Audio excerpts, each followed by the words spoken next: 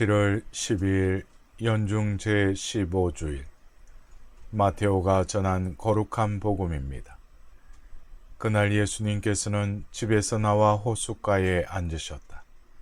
그러자 많은 군중이 모여들어 예수님께서는 배에 올라앉으시고 군중은 물가에 그대로 서 있었다.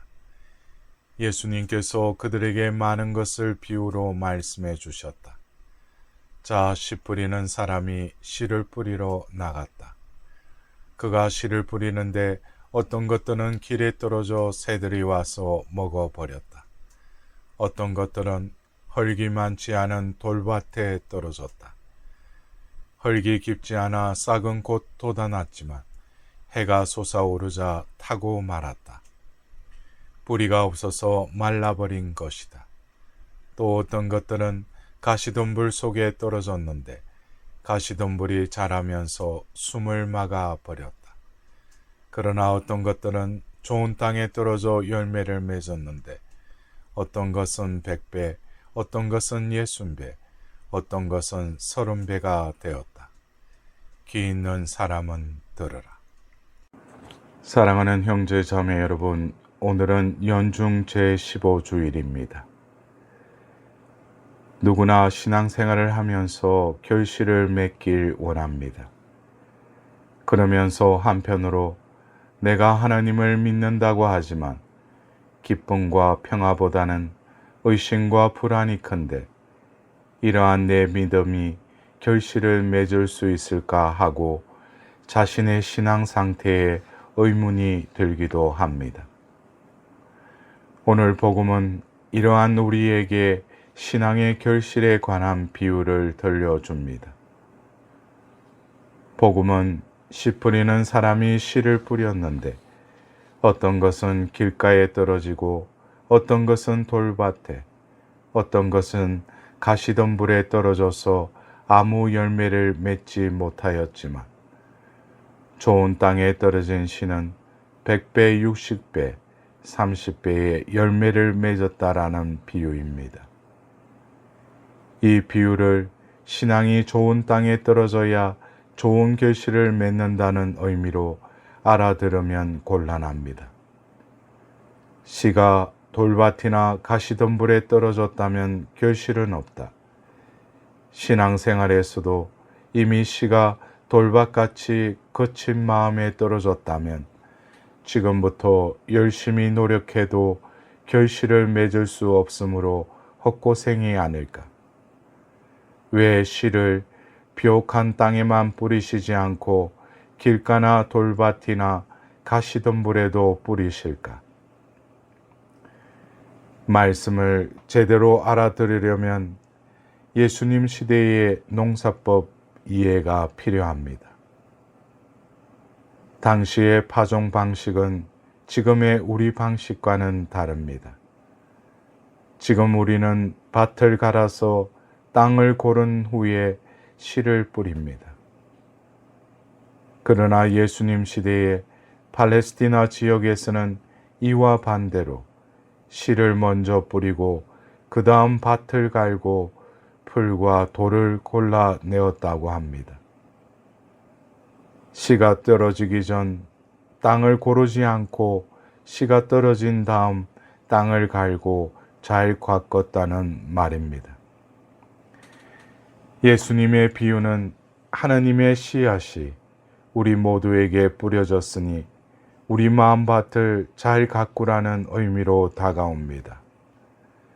좋은 결실을 위해 가물 때는 물을 대주고 장마철에는 물을 빼주고 척박한 땅에는 거름을 주며 돌멩이와 가시덤불과 잡초를 제거하듯 이미 씨앗이 뿌려진 마음을 가꾸라는 초대로 들립니다. 마음밭을 가꾸기 위해 첫 번째로 할 일이 무엇일까요? 아무것도 심지 않은 땅에 물과 거름을 주며 가꾸는 농부는 없습니다. 비록 지금은 보이지는 않더라도 땅에 어떤 중요한 씨앗이 담겨 있기에 정성스럽게 가꿉니다. 마음의 밭을 가꾸기도 마찬가지입니다.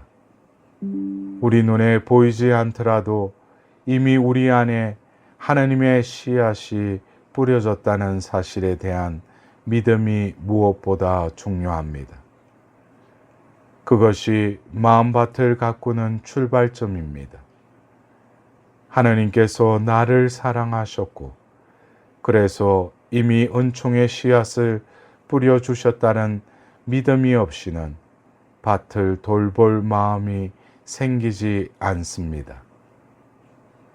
하나님의 씨앗이 내 안에 담겨 있음을 굳게 믿을 때 가뭄이나 장마와 같은 신앙의 위기, 두려움과 실망과 의심이 들 때도 꿋꿋하게 밭을 돌봅니다. 그럴 때 우리의 신앙은 100배, 60배, 30배의 열매를 맺게 되는 것입니다. 이 비유는 예수님께서 기쁜 소식을 선포하기 시작한 초기에 하신 말씀이라고 합니다. 말씀 속에서 복음 선포를 시작하시는 예수님의 마음이 보입니다.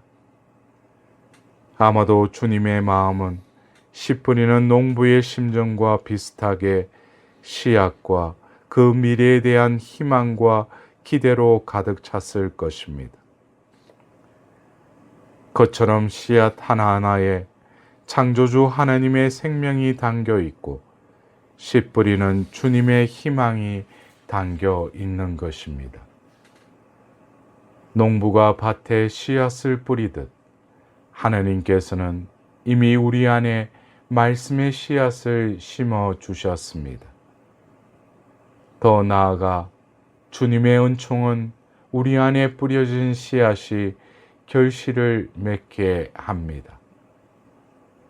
이를 두고 일독서에서 이사야는 비와 눈은 하늘에서 내려와 그리로 돌아가지 않고 오히려 땅을 적시어 기름지게 하고 싹이 돋아나게 하여 씨 뿌리는 사람에게 씨앗을 주고 먹는 이에게 양식을 주듯 당신의 말씀도 헛되이 돌아오지 않고 당신의 사명을 완수하고야 만다 라고 선포합니다.